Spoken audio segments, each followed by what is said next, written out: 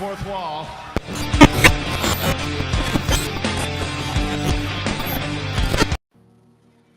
Hello, wrestling fans, and welcome to the TNA Slammiversary post-show presented by the Dirt Sheet Radio.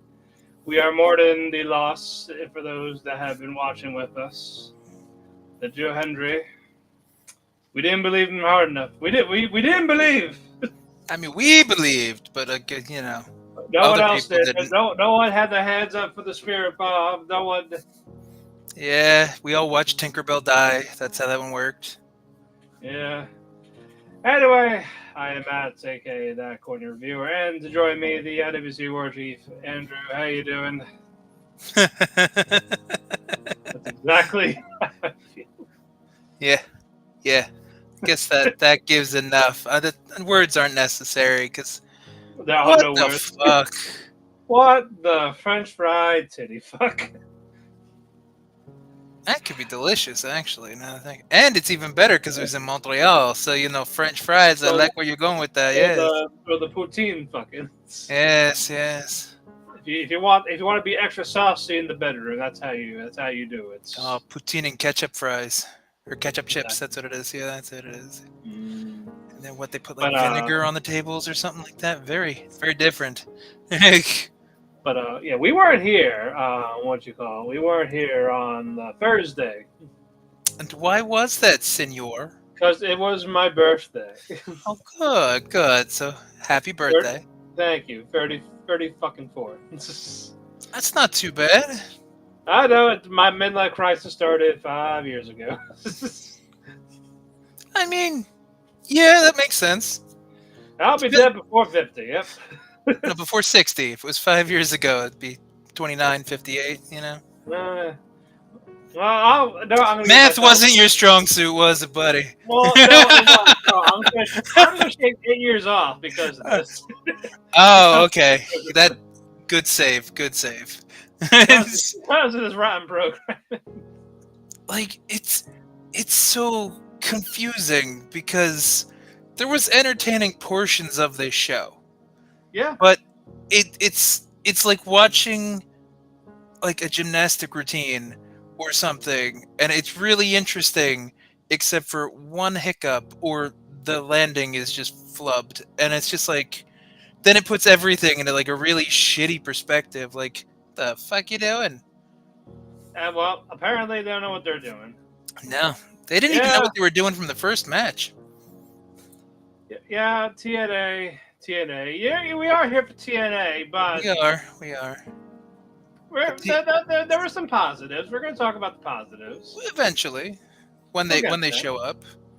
TNA gonna TNA, and I think that's something that anybody can say if you've been a fan. Like, I've been a fan since the Fox Sportsnet days.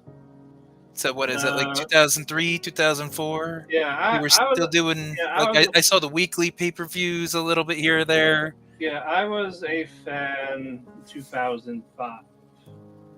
That's like when they went to Spike, right? Around when before Spike, like before. It was when so Jeff they were Hardy, still on Fox Sportsnet, right? Yeah, Fox Sports still. Jeff Hardy was feuding Jeff Jarrett. Okay. So it was like right before the Spike jump. Yeah, right around there. So, yeah, I've been with this company for like 20 plus years. We've been with them. We've been fucking with them. We've been hating with them. We've been loving with them. It's a Stockholm Syndrome relationship. Correct. We are like TNA originals when it comes to this aspect. Like, it's like I remember when Alex Shelley was feuding with the fucking Shocker. Please tell me you remember when Shocker was a big deal? Yeah, because he was feuding with Shelley. Yeah, they tried to make him seem like he was this big Mexican talent that was awesome. And it's just and they made Hector Garza the number one contender for the world title. Yes. We remember all of that. Sonny Siaki. Jimmy Wang Yang. What happened to Sonny Siaki? Good question. Next question. And that other guy that teamed up with him, what was his name? Oh, what was his name? And now I gotta look. Hold on. Yeah, I know you're trying to pull me all the way back because I'm like, that was the Elix Skipper days. That just. I don't think Elix Skipper was teaming with Sonny Siaki at that time. Because I'm trying to. It wasn't low key. Unless I was just. Yeah, I was just thinking Sonny Siaki. Huh? Oh no, he was the only one I was picking up. Sorry, but he did team up with. Jimmy Yang and George Estrada. For the Flying Elvises. Yeah, okay. I thought there was another one you were going for. That's why when you're like, who else? I'm like, oh. Okay. We'll get to Nick. We'll get to Nick. And old school, yeah, we were talking about the old school. And another one from another Matthew. Honestly, all bullshit aside, I'm so happy for TNA and the resurgence they've been having. We got a great roster, and I'm glad more people see it. You know what? That's a fair take. It's nice. I just wish the booking matched it. That was the. I wish they didn't let go of Scott. For a few reasons, we will get to them. There were some highs. Don't get me wrong, but there was definitely some lows. Like the matches were bad. Just more of booking decisions. Yeah. Like we were there. Slammiversary was entertaining. I'll say that. So from a enjoyed my time watching it, it was enjoyable. It wasn't painful. It wasn't, like a chore to watch. It was better than the last two we've had. Fair, very fair. Because Rebellion and what? Sacrifice? Was it Against All Odds or was it? Those are bad. The one in March was good. The Destination X with Ali. Oh yeah. That was good. They've been very hit or miss with how they finish off their shows. Yeah, it really depends on how they do it. But we will talk about all these things. But real quick, before we begin, this is sponsored by comicbookclick.com/DirtyRadio. For all your nerdy pop culture comic book needs. Maybe anime one day. Hint, hint, with nudge, nudge. Not my show, but. But we also have the Catch the Major Issues every single Thursday for Comic Book Click. Our Dirty creator John is part of that crew, and once they go off the air, that means that's when we go on the air for the TNA recaps. But yeah, we didn't do this week's recap, but we didn't do this week's TNA for various reasons. But outside of that, we're here for Slammiversary, and we had 15 matches almost, I think, maybe 12. 15 and 12 are completely different numbers. I'm sorry. We have 14 because they added an extra. Oh, I thought you were going to be like a 6 upside down is a 9 dough. And you're like, I guess a 2 upside down is a 5 dough. So it's 12, 15, same difference. Yeah, I get you. But we do have a lot of ground to cover. So real quick, let's just go with our opening pre-show match, wherever that is. That is Sasha Steels, Fabi Apache, Giselle Shaw, and Zaya Brookside. And you know what, though? Giselle was impressive in this match. Giselle was good. Fabi's a living legend. So It was nice that they brought her in to kind of remind people from January that they have a relationship with AAA. So that was nice. Zaya didn't do bad either. She's upsetting you. I know. I know. She's getting adorable and she's actually not wrestling poorly. So I'm like, what happened? Like, she used to suck. It used to be so easy to hate her. And now I'm like, damn it. I kind of like her now. Son of a bitch. She's failing you. She's failing by succeeding. I guess that's like failing upwards, I guess, or something. I don't know. But then they give the win to the most irrelevant fucking person in this match. I can't believe Mercedes Moné won the pre-show. Stop insulting Tasha Steelz. Her hair is real. I told you that twice now. I know, but that doesn't mean shit. Tash is bad. That's all. And she's irrelevant. She hasn't won a match in a while. Was this a number one contendership on top of that? Good God, I hope not. Tasha's already had a match with Jordynne. If it was or not. I didn't pay that much attention to the countdown, to be honest. Like you had Giselle deadlifting what you call it? It's Fabi and Zaya, right? Yep. Yeah, that was impressive.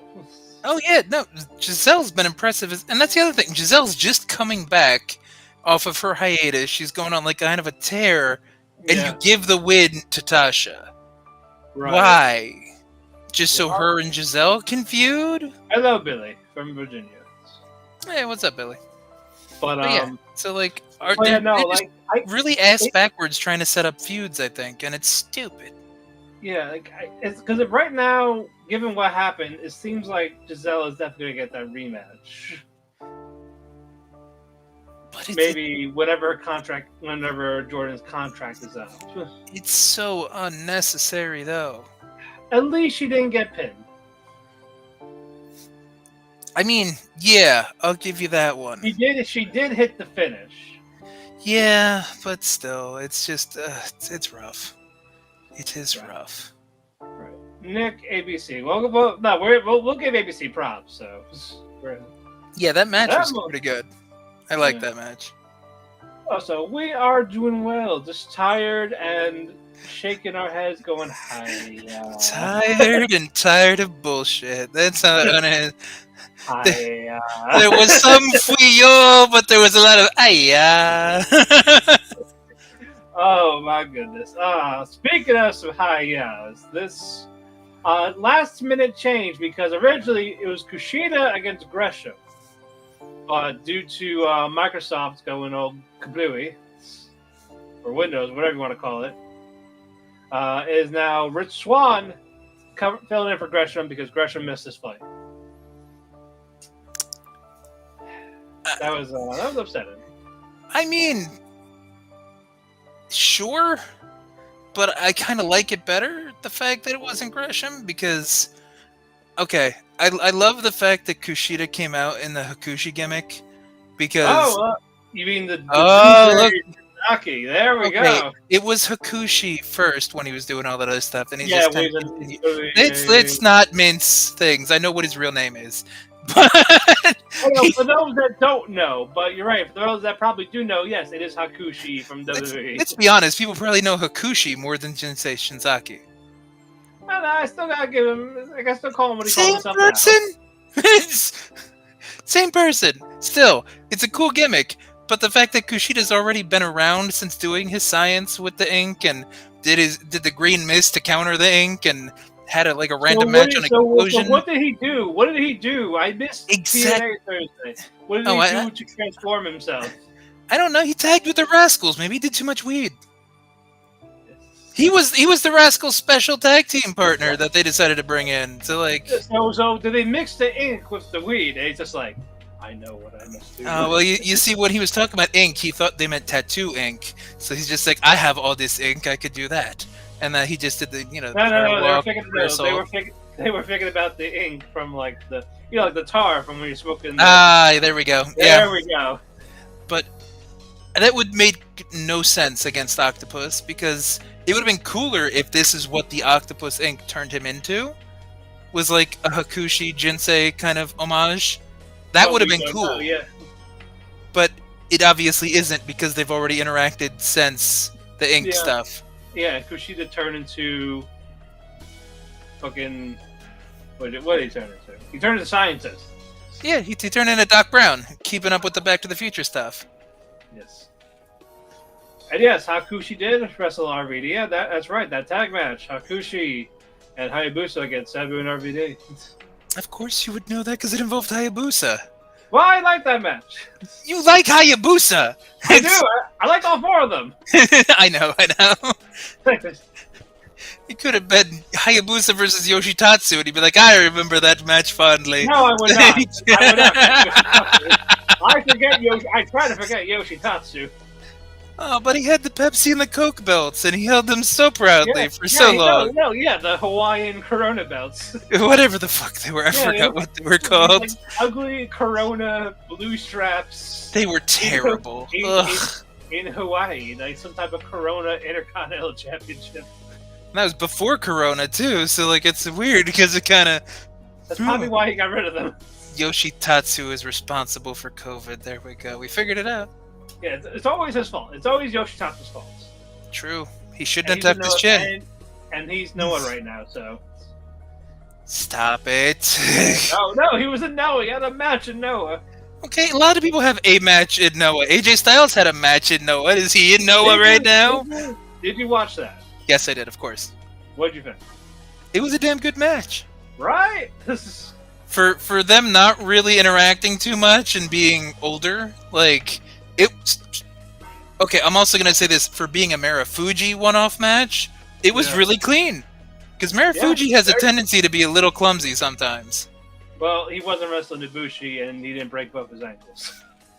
I didn't just mean that. His one match with Kenta wasn't... I meant that. His match with Kenta wasn't great either. It's Kenta. But, okay, when's Kenta had a bad match since then, though? When did he come back to New Japan? No, that's a gimmick. That's not a bad match. You know exactly what I'm talking about. His gimmick has been half-assed in New Japan, but those matches haven't been bad. Some. But they're not because he's sloppy. They're just because they're bad. Like the Tanahashi ladder match from a couple years ago. That was a mess. Tanahashi never should have been involved in that. The only thing good from that was Kenta beating him up, asking for the apology in fucking Laser. Exactly. Exactly. But again, you can't often point fingers at Kenta being off or sloppy. I can. Yeah, fuck Josh. Okay, you can if you want to, but you can't really objectively, just to be honest. Yeah, don't make him flirt with you like the fucking cameraman from a couple ones ago. I would have liked to do that. He'll go full visual novel on your ass. He'll flirt with you hard, and he'll be like, zooming closer. Don't you like my blonde hair? I have to raise my seduction levels for him.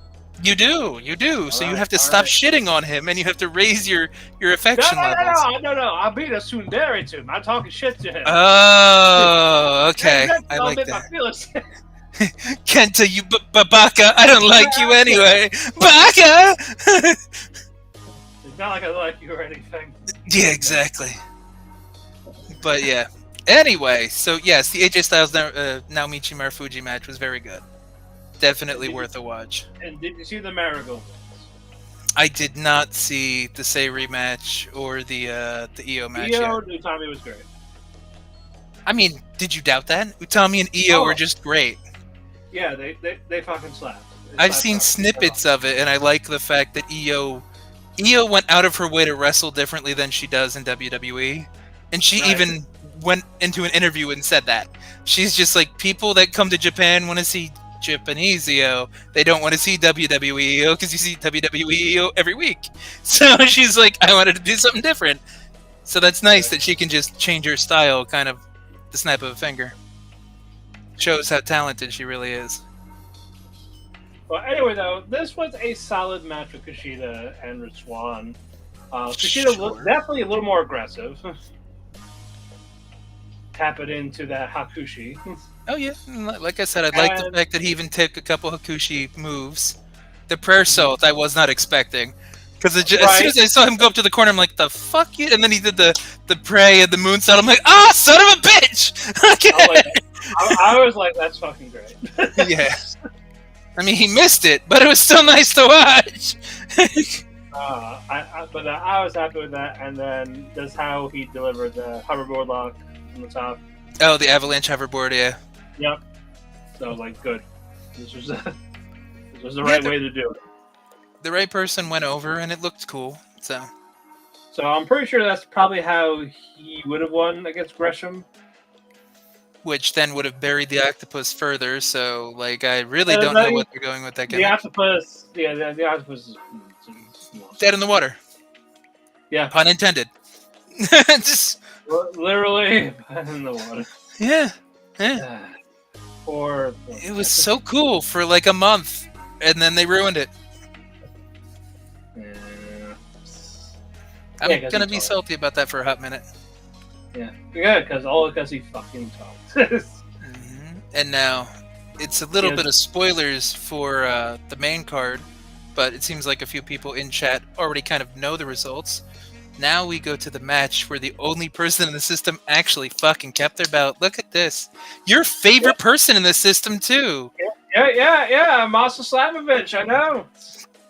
No. She's system adjacent. That's how it works. But I gotta say, Oh, Jordynne come Brett. on. You love Alicia. You know you do. No. She's not Ash by Elegance. Oh, so did Ash actually win some points back for you? Yes. Oh, there you go. Okay. But Jordynne Brett looked great, but unfortunately, still champion. And Danny Dump Truck's always nice. Yep. Not just to look at, but she's and solid in the ring too. And it's like Lars is done. For what? What did he do? He did so much. He helped them become closer just to lose. He booked them against each other. Like, what kind of stupid shit is this? You're fired. It's like, I have nothing more to teach you. He's like, but you did nothing. He's Tuxedo Mask. He's the Tuxedo Mask of TNA. He's just like, I have done my job and fucks off. And then he's like, but you didn't do anything. And then they get, and then Jody Threat gets Steinerized by fucking Alicia and Masha. And it's just like, oh, there we go. That's the match. Oh boy, but they kicked out the snowplow, so that was pretty good. Well, it's a solo move. They should kick out of the snowplow. I like the fact that they've been finishing with the Steinerizer instead of just Masha doing all of the hard work. You know what I mean? She's doing the bulk of the work, don't get me wrong, but like it's nice that they're actually involving Alicia in the finish now. I did like that they kind of forgot who the fuck was legal, so they just both pinned her, and the ref just went with it. It's just like, someone's legal here, it's fine. 1, 2, 3. But unfortunately, we weren't done with the pre-show.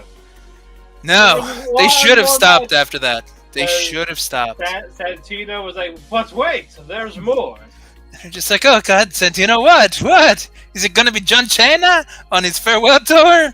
No? Yeah, no, that requires some actual stuff happening. There's a collaboration with WWE, you never know. We had one, and that was probably one of the best matches of the night. We'll get to that. We had one spread out between two of the teams. Yeah. It's just one match. Everybody was there. But it was Eric Young against the returning Hammerstone, Alexander Hammerstone. And he looked great. He was aggressive. He was physical. He was Hammerstone. He was Hammerstone. That was why we loved Hammerstone.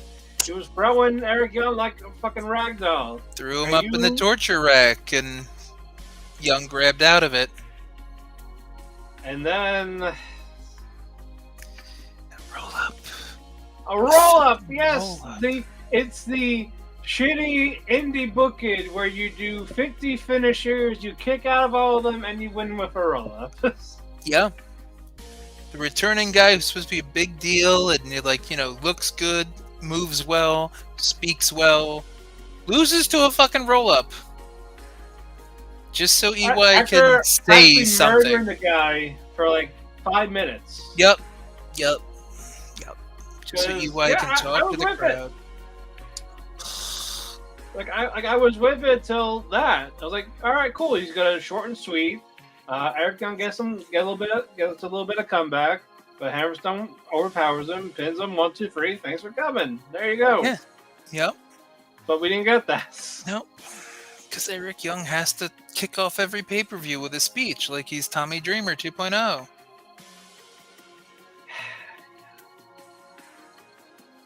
Yeah. I can't. I'm done with that. Like, can he go back to WWE now? Like, I like Eric Young, don't get me wrong, but if they're just going to use him in this Dusty Rhodes, Tommy Dreamer, Scott D'Amore, like real sappy shit, bad promo to just kick things off and pander to the crowd. No one needs that. It's like no one fucking needs that. I agree. But that was the pre-show, and hold on, we got to show the crowd here. It was sold out. It was TNA's biggest gate in over a decade. Yeah, and that was just fantastic. The atmosphere for the whole night, though. That also just makes you realize, like, how fucking hard TNA fell off. Like, right after the Bischoff and the Hogan era. Yeah, and then Dixieland, and then Corrigan. It was dead when Corrigan tried stuff, and then he just made it kind of worse. Then there was the GFW thing that didn't work. Because Jarrett tried to come back with the new rebrand that didn't work, and then went back to kind of a Dixieland thing for a hot minute, and then that's when Anthem took over. Right. But after that, Aragon does rah-rah speech. Now for the main card. Our opening match was Broken Matt against JDC. We kind of predicted that the Hardys would be in the tag title, but we forgot Jeff Hardy has legal issues. So that's a nice way to put it. He also got written out Thursday because they jumped him or something. Yeah. So they'd be like, "Oh no, Jeff can't come," even though he couldn't anyway because Canada. Well, he can't come without permission, but well, true. We edge him. We edge him here. He has to ask, and he just doesn't like to ask. He's shy. He'll just slur his words so we can't understand what he says. That's true too. Yeah. But no, crowd was hot. Was really quick, short, sweet, to the point. Didn't need to be 10 minutes. Didn't need to be 20 minutes. Didn't need to be on the main card either, though. It didn't. No, but they wanted to because of Matt Hardy. But it didn't make. See, my issue is, I get the fact it's Matt, so that's nice. But it didn't really make the crowd hotter. It didn't raise up the tempo. It didn't do what an opening match is supposed to do. Did, but the opening match is supposed to do that. You know what I mean? Right. That's why they usually kick it off with an X Division match or something that they know is just going to be very high energy, really interesting. And then and they didn't do that. They're just like, look, we're going to give you Matt Hardy against essentially a jobber. Yeah, and JDC attacked him before the bell. No, Matt attacked JDC before the bell. I'm sorry. JDC put him in the ring. Yes. Beating the shit out of him. Mm-hmm. And then the bell rang. And of course, Matt Hardy did his shit. And it was the twist of fate off the second turnbuckle. That didn't look bad. No, it was like a draping one because he crotched him first and then did like a hangman's kind of twist of fate. That looked cool. And then he pinned him 1, 2, 3. And he wasn't done. Two more twists. Yeah, he picked him up and did it again. He was like, another one. He was like Chubby Checker. He said, let's twist again.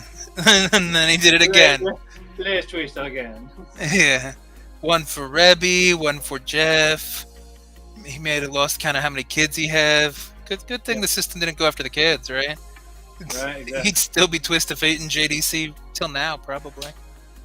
Well, at least it wasn't a fucking hologram. Could you imagine Twist of Fating a hologram? That'd be funny. Well, I mean, the wrestling hologram. I see. Yeah, give Yoshihiko a run for her money. No, it was the new AEW mask man. Shh, we don't talk about that. His name is hologram. We don't talk about Bruno. I know, but it's fucking hologram. Like it's not a real hologram. That's in the match. Like what the fuck? Bill Ding. That's all. Continue. It's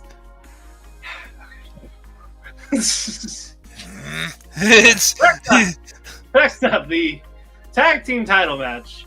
The system against ABC, easiest 1, 2, 3. And I like this match. I really dug this match.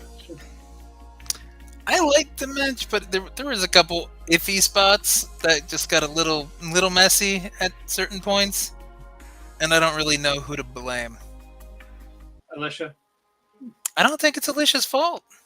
No, it's It was. I think it was. It was either. I don't know exactly how the push off works for the 1-2 suite, so it was either Bay or it was Ace, because Bay didn't go far enough because Myers had to move. Or maybe Ace didn't push him. But I did like the tag team gear. I like the Hart Foundation homage. But like we said in our chat, like I thought it was weird that they were like Bret Hart on the bottom and Shawn Michaels on the top because Ace even comes out with the old Heartbreak Hotel like heart drippy glasses and Chris Bay had the vests. When I saw that, I was like, okay, one was going to turn heel, Shawn Michaels style. But there That's was no what I thought glass. was happened. There was no glass, real or fake glass, because Yeah, there was none of that real glass. a new barber shop, poof, through the window. Yeah, but okay, nice stuff. Did you like this one better or the previous? I liked their last match better, just because the finish wasn't as overbooked and botchy. I liked the counter to the apron spear, where Yes. Ace did the front flip back in, and then Chris just caught the spear with the cutter on the apron. I thought that was timed really well. I thought that was clever. But yeah, the finish kind of hurt the match for me. Not a bad match, just finish would have been nicer.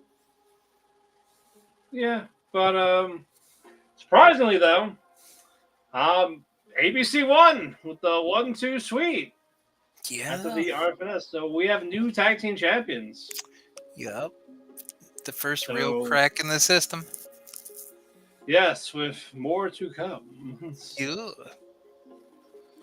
But we move on Mm-hmm. to the next match. What was that next match? Hold on. Oh yeah. It was the winner for third place, Yeah, the worst. Santana and Jake something. Stupid. I hate the framing of this match. And it's like the winner of third place, just like we talked about. Like, imagine a single elimination tournament where, they have a third place match. They're the only people that lose twice. Whoever loses that third place match. So you really are just facing each other to see who the biggest fucking loser is. And that's all this was. Because they didn't have a feud. Like, Jake didn't, badmouth him. They went in as, double baby faces just for momentum. Right. What the fuck? And, it's the dumbest setup for a match ever. It just makes the loser look worse. And to top that off, there was that one stupid ass spot where Santana posts up in the right corner, waiting for Jake to come up for a missile drop kick, but then changes corners for no reason. Doesn't hit Jake. Doesn't try to lay him back out and start it up again. Just literally runs from one corner to the next to do the fucking spot. What the hell is that? That's not indie-rific. That's just stupid. Like, you can't throw a drop kick from the right corner. You need to be in the left one. You have a special fucking corner. Special corner. Special corner. Is this for Christ? Who was it? Was it Great? No, it was. That's what it was. It was Toriano, and it was the English announcer. I forget if it was the Josh Barnett when they were doing when him and Jim Ross were doing the commentary for New Japan, or if it was Kevin Kelly and somebody. But Toriano used to have the ring pads named or whatever. So when he'd untie them, the English commentator would say something like, "Oh, well, that's Larry." It might even been Rocky Romero might have said it just to be stupid. Right. And it's just that. That's what this felt like. It felt so dumb. You're just oh, no, I can't be in this corner. I have to be in that corner. He likes me better. It's what the fuck are you doing? Kick him! How hard is it? Very hard. It's very hard, especially if you don't slap the thigh. It's harder then. Don't make me call Randy Orton. No, I mean, maybe. Because this was stupid. That spot alone ruined this match for me. The match premise was dumb, but that spot was moronic. Yeah. And then Jake lost as per usual because he can't ever have anything nice. No, he's not allowed to win at all. No, he has to have a last name before he can win. I think that's the new rule. He's a new last name. It just needs a last name. Something's not a last name. He's just Jake. What's he doing? He's doing something. Exactly. His theme song even starts off, "What's my name?" Even he doesn't know. Someone teach the man his name. Nah. But if you say his name, he'll appear. Jake Hendry. Yes. Do we believe in Jake Hendry? Hendry! I believe in Jake Hendry. No, it doesn't quite work. Not quite. No, it's got to be the something song, but the something is Hendry. It's Hendry! Hendry. Yeah. Ah, stupid. collab on music together. Or not. Yeah. No, ABC redid their theme song because it's what Chris Bay's song with whomever the hell he does music with, and it's like, I think I like this less than I liked their first redo song. I didn't even hear that. I didn't even hear that was new music. Oh shit. It is new music, unfortunately. I gotta listen then. But next match, probably my favorite for the night. I think I agree with that. The 6-man tag team match with Rascalz and No Quarter Catch Crew. Still hate No Quarter Catch Crew's name, but yeah. Yeah, good workers. They're good workers, yeah. That's the trade-off. Yeah. But Octavian, though, with that dodge. Oh, yeah, that Trey with matrixing under like a lariat, and he threw so much into it that he actually fell down because like he knocked himself off balance from the amount of effort he threw into the lariat. I'm like, that was cool.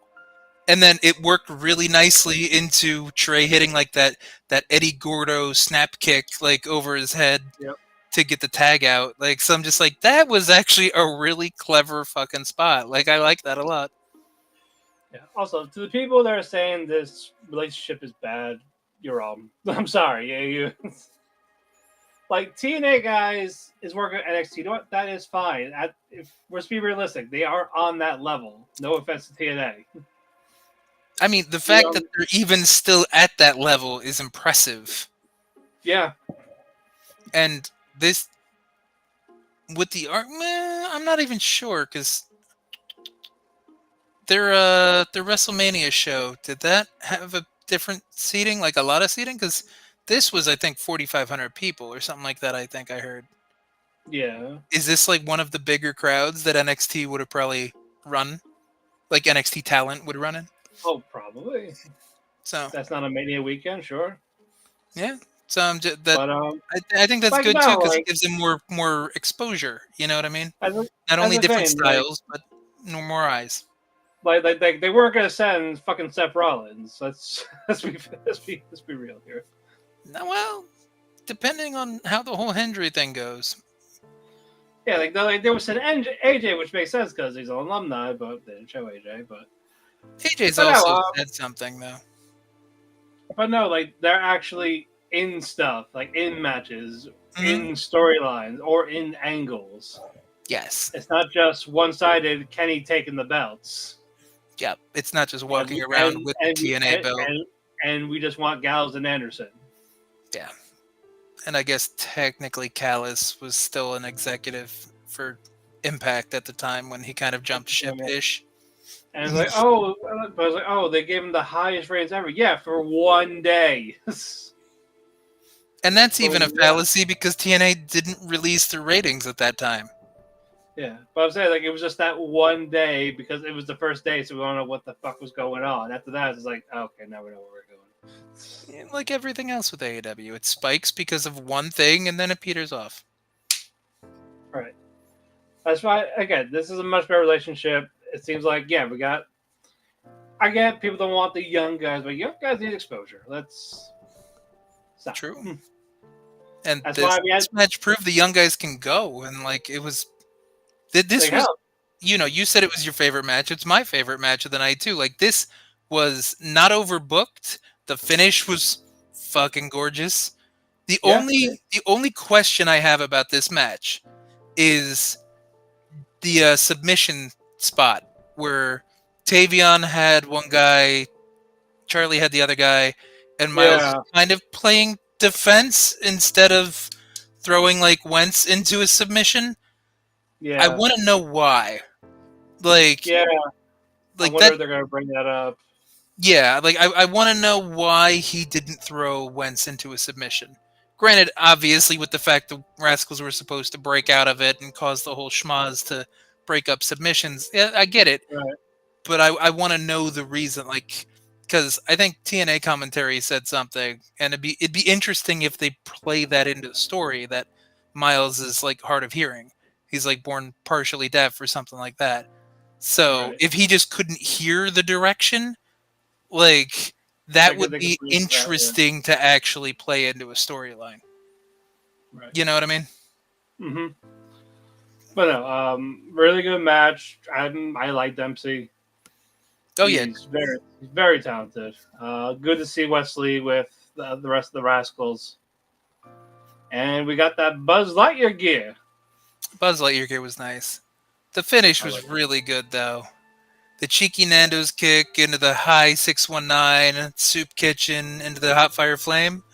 Ah, it was so nice to watch those old moves again. It was nice. It was smooth. Yep. Yep. I know we got to see the hot fire flame on NXT because I want to call him Dez, but I know it's Wesley. Wesley and Wentz did that off the apron onto Gallus during that Yeah. match. But it's such a nice move. Right. I don't But think I've seen anybody else do that aside from the Rascalz. no, actually, I don't think so. But guys, again, NXT guys is not a punishment. Young guys deserve exposure, and you can't. It's not always going to be the major stars. It's not always going to be top players. And as that helps, it's why you have NXT guys in Noah's N1 victory. You got two of them.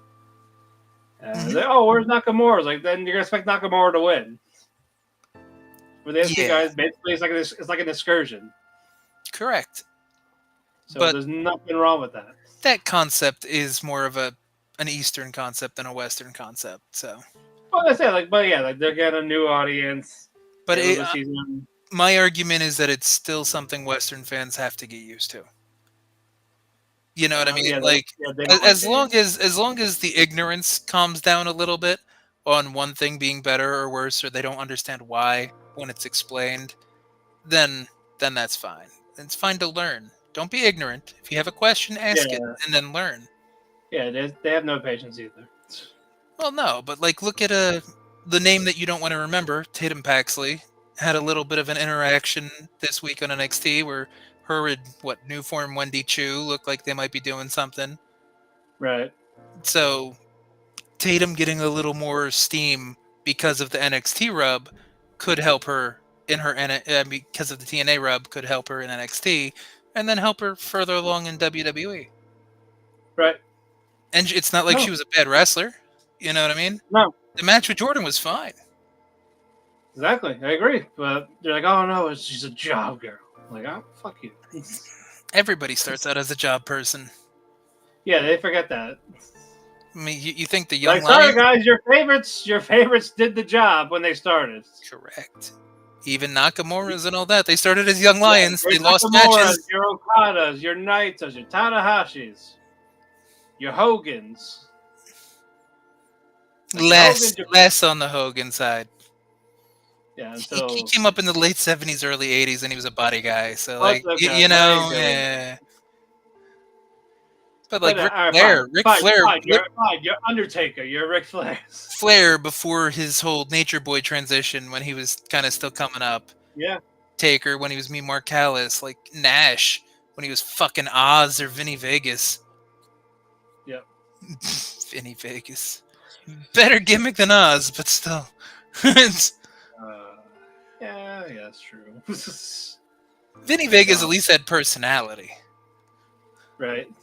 Like, you could at least get that over. Oz is just a weird wizard head mask thing, tall guy in green. I don't know why anybody thought that looked good. Well, speaking of weird, we do have some weird. And it's in our double title match.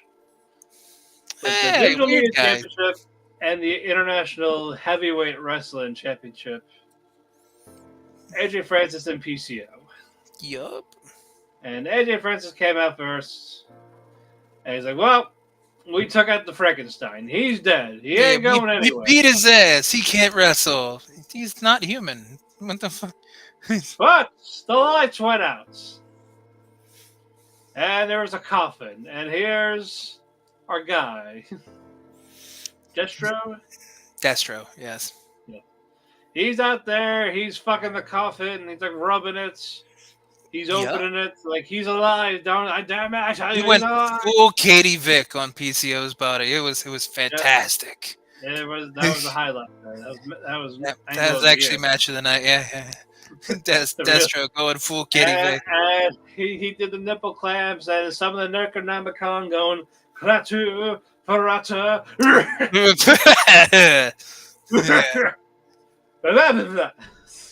And then that's when PCO sits up and goes, "Did you read it right?" More or less. Okay. Don't forget your helmet. But this was a mess. It was an overbooked fucking nightmare of a match. It was better than the match with Khan, though. Okay, it was as a wrestling match. It was garbage. As sports entertainment and just sheer stupidity, it was amusing. It was entertaining. Granted, too many cooks in the kitchen at some point when the Josh Bishop guy interfered, and then Sammy Callahan shows up and Rich tries to recruit Sammy, but then Sammy turns on Rich kinda, and then Rhino shows up out of nowhere. It's like, why? Just because they have tangential relationships to this whole situation? Yeah, no, I was expecting an actual surprise. I was expecting something to actually matter, but it didn't. Then PCO got up, hit one PCO salt, then AJ kicks out, and then he's like, "Oh my god, what?" Again. Yeah. And does another one. Yeah, and he wins. Yeah, and then he wins. But he's double champion PCO. But the real prize, Steph DeLander comes out, and here was Wednesday Addams. After 3 weeks, it was time to propose. Yeah, and it was cute-ish. I'm conflicted with the outfit she chose. Yeah.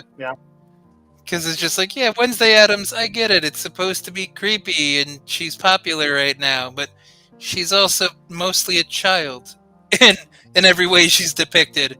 So it's that's weird. You couldn't have gone to Elvira, or back to Bride of Frankenstein, or Morticia, or we don't anything.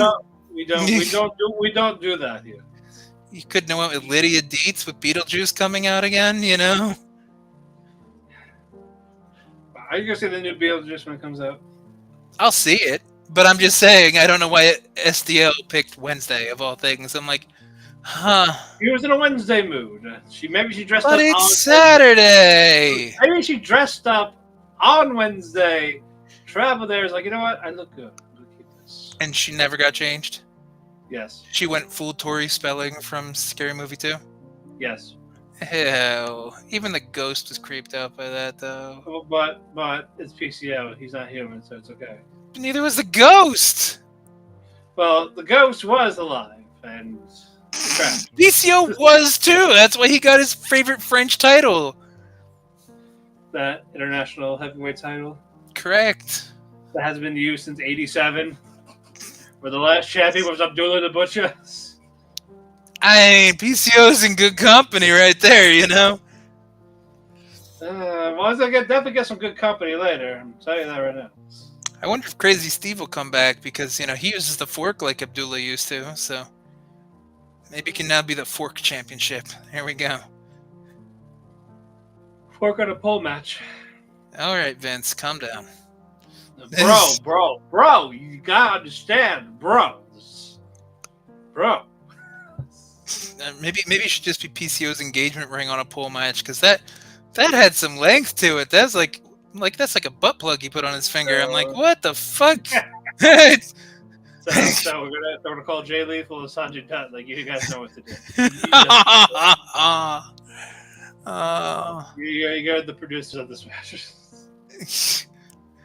And they just look at each other and go, "Nope, I'm doing it no."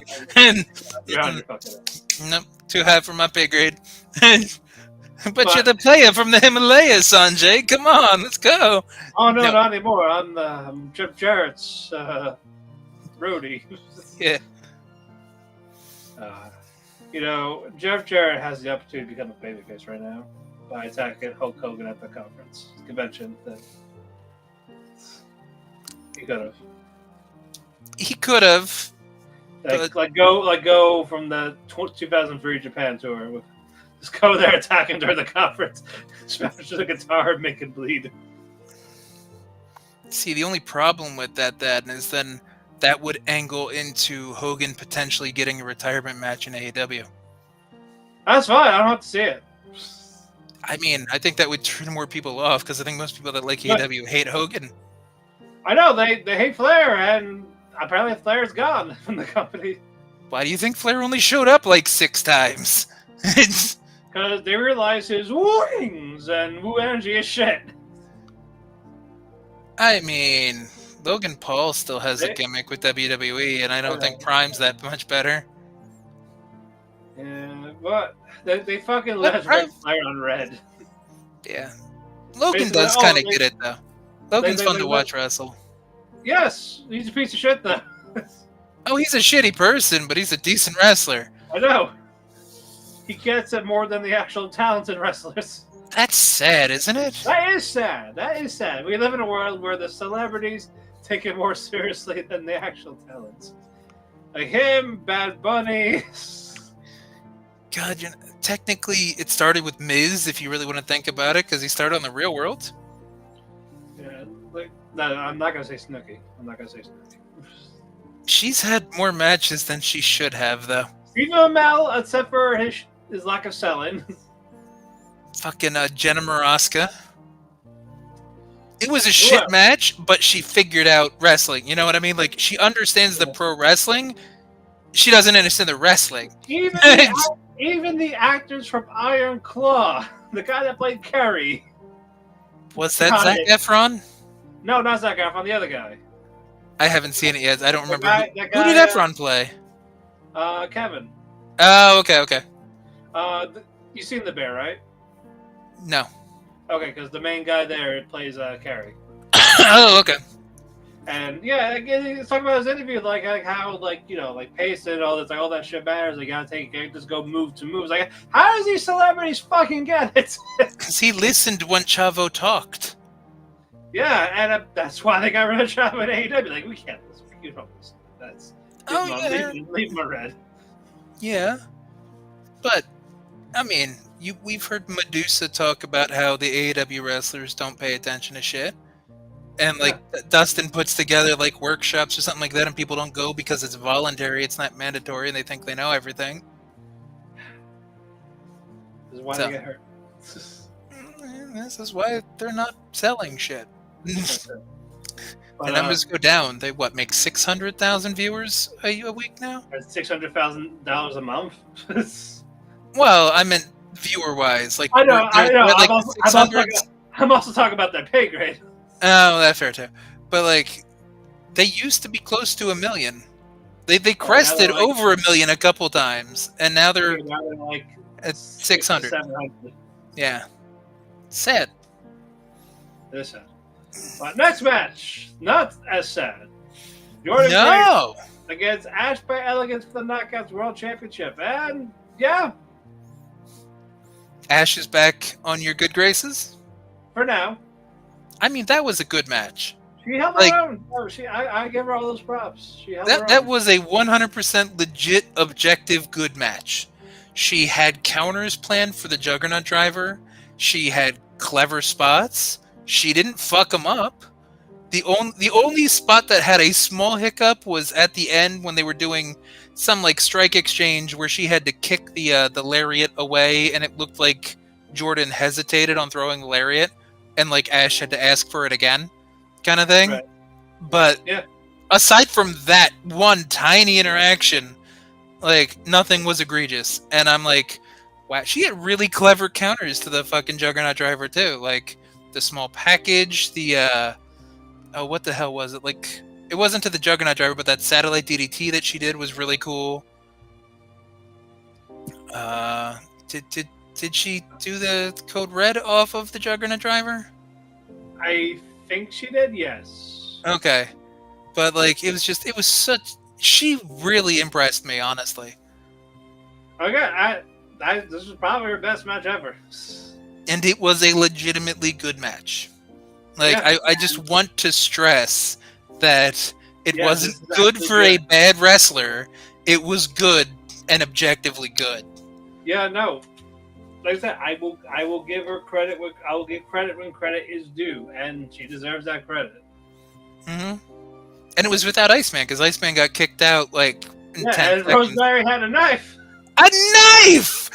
No! Well, how did she get through customs? When you look like Rosemary, people just let you into places. It's fine. Well, she's like, well, this is probably so far. So. She's like, it's Canada, and she's like, you win. But yeah, but I was surprised that Jordynne actually won. Yeah. I was expecting a new champion. Especially after Tasha won, whatever that schmaz in the countdown was.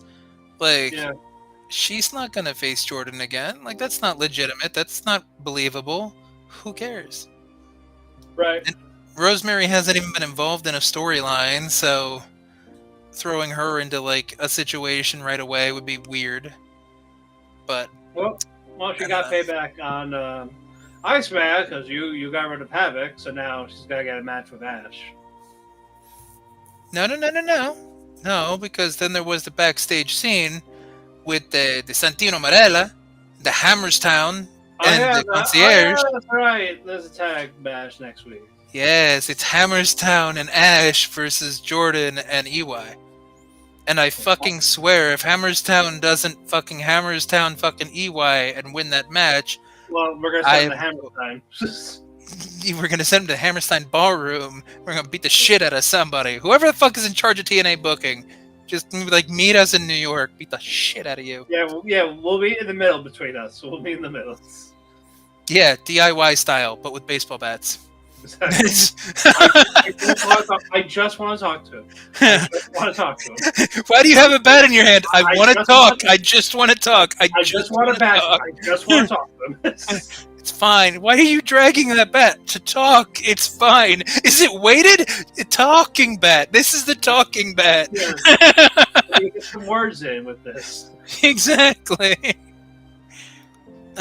See, you need to be from the East Coast to understand the difference between a violence bat and a talking bat. Yes, like the Stinger, Trey. Like the Stinger. Yes, or the Bear Jew. Or even Vince Russo during his TNA days when he was with AJ. Well, no, he needs to be hit with that. I mean, but that was still a talking bat because that's all Vince could do was talk. I know. He didn't hit anybody with that bat. That was the talking bat. I know. I wanted him with the bat. No, but then AJ couldn't talk back then. The sad thing is Vince was a better mouthpiece for AJ than AJ was for most of his career. That is sad. Am I wrong, though? You're not. That's why. That was the only thing holding AJ back for like a decade of his career. Is his promos just sucked ass. Poor AJ. But the next match, our pre-main events, the X Division Championship, Mustafa Ali and Mike Bailey, aka 1999 bookings. Well, Mike Bailey always reminded me of a WCW Eric Bischoff, so makes a lot of sense. Tell me he doesn't look like Bischoff's son. A little bit. He looks even way more than Garrett does. Think about Bischoff and his like Taekwondo gear or whatever the fuck he used a couple times when he had like the match with Larry Zbyszko and shit like that. Right. And then look at Mike Bailey. Fucking twins, man. Bischoff has like illegitimate Canadian children. That's what I'm just guessing. But I would say the stuff wasn't bad. It was an X Division match. You knew what you were gonna get. Okay, it was a current X Division match. Yeah. Which it's indie-rific, it's spotty, and I completely loved the fact that fucking Bailey did a legitimate shooting star press off the top. Oh yeah, that was beautiful. That was gorgeous. It was like Billy Kidman, Liger levels of just like, wow, that's one of the best fucking shooting stars I've ever seen. Like Eugene, no, Eugene can fuck off right now. I know Eugene was real life. That was his gimmick was real life. Calm down. It was a different time, okay? I am calm. And it wasn't Dinsmore's idea, so like you shouldn't hate Nick for it. No. I hate that he's acting like Eugene now.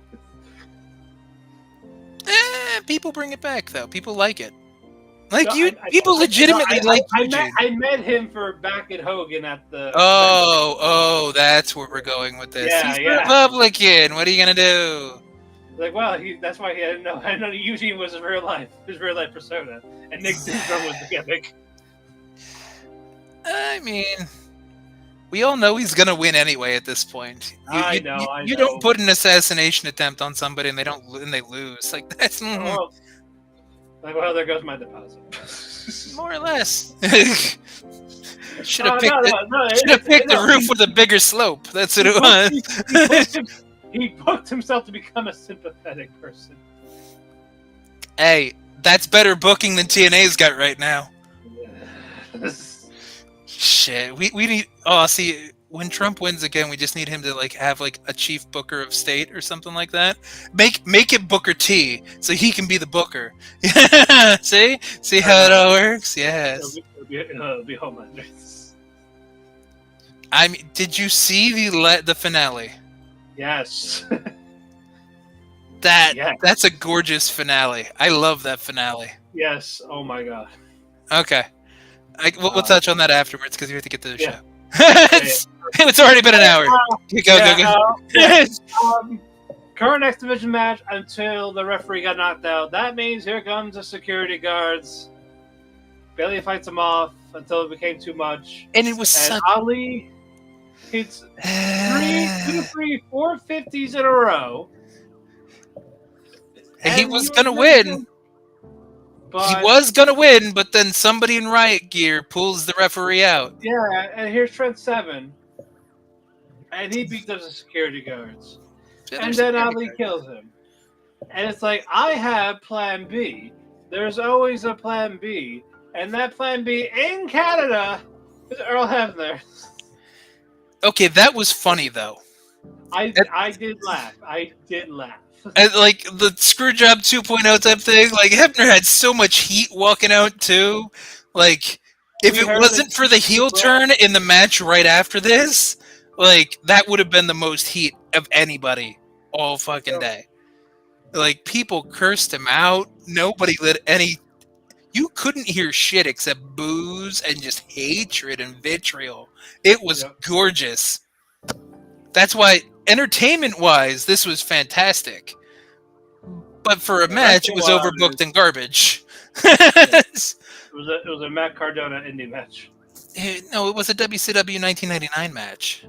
That too. And that's really all it was. Like, TNA is in this weird spot of they overbook and it's like WCW 99, or they actually let the match come to a logical finish, and it's pretty good. No. There is no in between. It's either good or trash, and I don't get it. That sounds like Bob's Burgers. The episode's really good or it's really bad. There's no okay episode. See, I thought you were going to say American Dad. I don't watch American Dad. Okay, but it's the same concept. They're not all bad. There's some good and a lot of bad. But there's no middle. Yeah, there's no gray area. Yeah, there's no middle ground. You're just like, this one sucked. This one's great. This one's trash. Yeah, exactly. But Ali applies a sharpshooter, and Earl Hebner's like, no, I'm not going to do this. I'm not going to be an asshole again. I've learned after 30 years. Yes, and he turned into a babyface finally after like almost 30 years. That was funny. He's like, no, not going to do it. No. But Bailey does it. After also the horrible selling from the chair from Hebner. It didn't even touch him, and he sold it. No. The chair legitimately hit Hebner in the corner. It did. Okay, I thought it didn't hit him. Because Bailey hit the spin kick, and the spin kick sent the chair out of his hand, and it literally bounced off of like his shin. So that Hebner's like, ow! And then I'm like, oh no, he's not gonna sell dead after a chair bumped him. What the fuck? I hope he stayed down for like a minute after that. Like, nope. He stayed down longer than I wanted him to, but I think Bailey noticed it and took a little more time to apply the sharpshooter just to let Hebner get back up. But it was funny. new champion, and Hebner's a babyface again. This was at least the right call when it came to booking, because Bailey's over as shit. People love Bailey. People wanted Bailey to be the champion again, and it was in his home technically. So I can't see anything wrong with this aside from the overbooking to get there. Yeah, It's like Rick and Morty, where it's just like it's the right finish, but it's just extra steps, and it's like why? Yeah. Mm-hmm. Yeah, because what was it? Season 5 that was trash, or was it 6? Mm-hmm. Because 7 was better because no fucking Dan or whatever his name is. True. Yeah. But our main event, world title match: Moose, Kazarian, Josh, Nemeth, Hendry, and Maclin, who is hiding behind our logo. He's our Christian Cage. We're gonna put a blue dot there on his face. I mean, we gotta love him. He's from Jersey. He's from East Rutherford. Yes. So he's a tri-state guy like we are. So that's right, wrestling cartoons. So you'll get that here, only in TNA. Only TNA. You know, sadly, that is actually accurate for TNA because some of their storylines are very cartoony. Like, remember when they killed Allie? Or EY and then brought him back? And, Mitchell got shot. Mm-hmm. And the Hardys fucked off into the ether after their quest for gold, and Decay sent them into Matt Hardy won a match by setting himself on fire. Well, yeah, but the Decay sent the Hardys into like the Shadow Realm or some shit like that, and they never came back until now, and we're not addressing that because that was like 6 years ago, I guess, so people forgot. Yeah, they forgot. Like the fact that Matt Hardy didn't show back up out of a portal. Moosequence's Creed! Yes, Moosequence's Creed. We were going to call it this if Moose retained the belts. But unfortunately, it didn't happen. Yeah. I love the way he got eliminated though, because that was clever. Yeah. They normally don't eliminate the champion so quick in an elimination match. Yeah, I think last time you saw that was that Elimination Chamber when everyone gained up on Cena. Wait, that was a few years ago though. So yeah. That was early 2010s where there was like Mike Knox and all that, Edge. Was that long ago? Damn. Yeah. Okay. Yeah, because I think it was around WrestleMania 25. Almost like 15 years ago then? Yeah, he was like the second one out. But still, everyone hit their finisher on him and was like, oh, well, he's eliminated. Still, that's more point then. It's not really something we see too often. 2008. Thank you. Okay, so we were there. We were almost there. We almost were up by a year. It's fine. But either way, it's cool that Moose got eliminated second. So it left everything wide open. The crowd popped hard because it was Hendry that eliminates him. And then the biggest fumble of the night. Yeah, well, first we gotta get this beautiful picture up because this was beautiful. Hendry.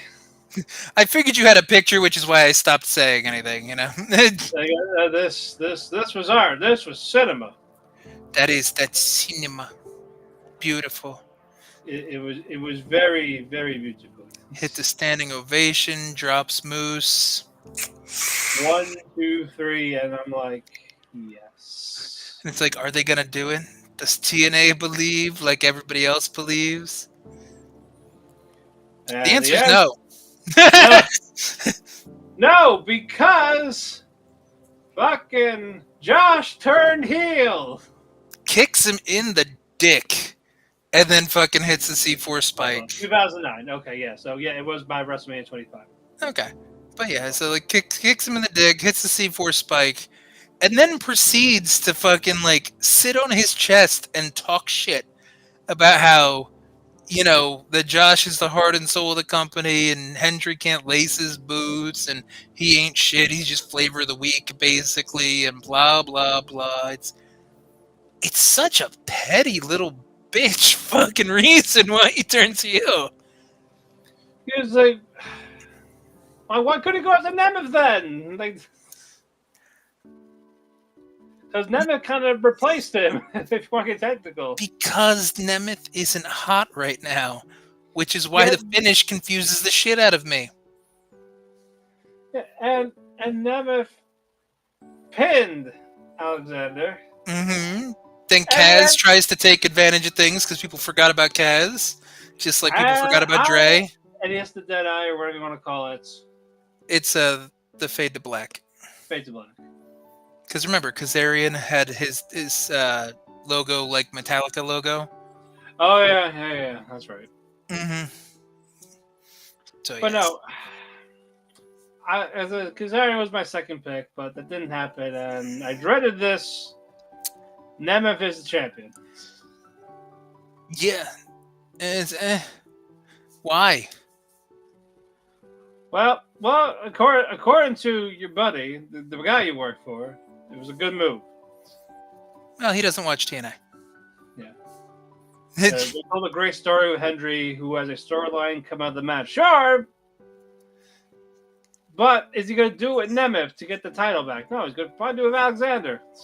Correct. Alexander's the feud, but it's stupid for a couple reasons. If Alexander was the champion, sure, maybe. Well, and this is the main issue. It's stupid for multiple reasons. Reason one, all of the champions are baby faces. Yeah. That is the dumbest fucking thing in wrestling. You need to have baby faces chase after a heel. Look at the situation WWE's in with Cody. Cody's only riding high because he chased for so long. He failed the previous year. Roman dominated for over 2 years, whatever the hell it was. Like, almost 4, yeah. But you get what I'm getting at. Like, the heel was on top, and people were chasing and failing. So Cody gets to ride the momentum of being the face that overcame the heel. Yeah, the person that he's going to need to drop it. Yeah, he's going to need to drop it to a heel, and then the heel is going to do similar things for less time, obviously, because no one's going to hold the belt for 3 years again or whatever. But yeah, no, Cody's probably going to hold it till the end of the year. But the point I'm getting at is TNA has all baby faces, and it's dumb. Somebody needs to chase. Somebody needs to have a storyline you care about. Having an undercard Hendry Alexander as the biggest thing pushing your promotion is sad. Yeah. And then what happens when Hendry wins? Do you expect Nemeth to turn heel now? Or are we going to have babyface versus babyface? Because that never works, because people are going to be behind Hendry. Because it's like, who are we pushing then? The only logic I could see from any of this is they want Monster Mafia or the North, whatever you want to call them, to get back together, much like the Rascalz got back together. So the North against Hendry and Trick. So Josh has to be a heel to help Ethan. And if they were both champions of their respective brand, it would be weird optics. You know what I mean? It'd be like the champions punching down. Yeah. You get what I'm saying? So I get what you're saying. They can't both be the top guy for their brand if they pair them together. That's literally the only logic I can see in having Josh turn on Hendry and not win. Yeah, that's really the only thing I can accept. But where do you go with the rest of this shit? Like, Jordynne's got to drop it to somebody. Who the hell's good enough to beat Jordynne? Aside from Giselle, and Giselle's going to have to take herself out of the quagmire that is whatever the hell that format, the four-way, whatever you want to call it, match was. But we will see where it goes. I can't see Nemeth be a long-term champion. And he's a shit champion. He failed twice in his attempt to get a title. He was hot 4 or 5 months ago when he came over, did nothing, won a belt in New Japan, did nothing. No one's cared that he's existed in the wrestling sphere for 4 months, and then you just throw a belt on him? Yeah, unless you're one of those who thought he was just limited from the shackles because of the Fed, and it's just like, no, he hasn't had that kind of push since like 2012. Those fans are long gone. He peaked. That's it. He's Gohan. He peaked. Yes. You peaked. You peaked. What? You peaked. After all that, yeah. Yeah, Nemeth I is on his can talk Gohan shit right now, where they still Yeah. want to give him stuff. It's like, you're fucking Gohan. And it's like, you don't deserve it. Go away. So I don't know. Hopefully it's a short reign. Good match though. Just I didn't agree with the winner. None of the booking made sense in that because, like if you wanted Hendry to chase a belt, then get Kaz. That's why I beat him. thought Kaz was gonna win as soon as that happened. I'm like, that would be perfect to go from Josh to Kaz. Give Kaz a defense or two after beating Josh, and then have Kaz versus Hendry at Bound for Glory. Yep. But now we're just setting up for some derpy tweener baby face off bullshit, assuming we even go there. And that I guess there's the off chance that if the North get back together and Trick and Hendry team together consistently enough, that Hendry might get a shot at Ethan, and then Hendry could get the NXT title and bring that to TNA. That would be fine. That would be a way to salvage this, but I still want to know how the fuck TNA is salvaging the fact that they have all baby faces on top. Also, except for the Knockouts tag, and no one cares about the Knockouts tag, so let's not even act like that exists. Yeah. But also, it's like, Josh is from Canada, and people from Canada walked out on him for beating Hendry. He got booed hard. That was like Hebner had heat. Josh had more heat than Hebner, which some people would call that a good thing. And when he came out for the entrance, the crowd didn't give a shit. Correct. It went from nothing. Well, when you word it that way, it sounds like it's a positive thing because he went from no reaction to. They're like, oh, it's Josh. But he went from nothing to something, though, so it sounds positive, though, because he got a reaction, and that's what people do want. But it just logic is painful. But he didn't get the hometown reception. He's not Canadian. He's not Montreal Canadian. He's not French. That's a whole different. That's a whole different bag. Quebec and the rest of Canada. Do they hate each other? I don't know. Yes, they do. It's like very, very literally like the French Canadians and the regular Canadians have heat. So the French Canadians, like Speedball Mike Bailey and PCO, they get the hometown pop. Josh being like what, Vancouver or I forget if he's wherever exactly he's from. Ontario. Canadian, well, still normal Canada. That's not same. That's like not my pig, not my farm, right there. My goodness. But what did you think of the show? Aside the messy booking, I was entertained. It was entertaining. It wasn't a bad show. Again, overbooking, messiness, weird plot lines. It was entertaining. It was. I think like I ended up giving it like a 6 out of 10, where it's like it's better than average. It's not bad. It was entertaining, but it's just intellectually insulting at points. So that kind of hurts the enjoyment a little bit. So out of 10, where would you end up? Like a 6.5. Okay. Yeah, again, it was more of the 6-man kind of sold me. Like, all right, I'm in a good mood. Yeah. The Rascalz versus the way too long clunky acronym name. Rascalz versus quarters. Versus the bad arcade team because they don't have any. They don't have fucking quarters. Quarters, and dimes, no quarters. Okay, but still, like that was a really good match. Yeah. And the Knockouts was a good match too. Yeah. Job of the night. Hebner, you see that chair shot he took? Like shit, man. Yeah. He came in with all that. He came in with all that heat, took a chair shot, and was over as fuck by the time we walked out. I think it's Hebner. He did his job. And is Hebner your megastar? He's gotta be. He's both. I'm giving to Joe because that crowd went nuts when he pinned Moose. Which is fair. Yeah. But I've never seen a crowd turn like flip 180 on their reaction from hating Hebner and basically wishing him death to loving him because he helped Speedball win. So we'll call it a tie for them. We'll call it a tie. Okay. Shit. We'll give it to both of them. Sure. Yeah. But, hopefully this leads to something. It's just, we'll find out in the fallout.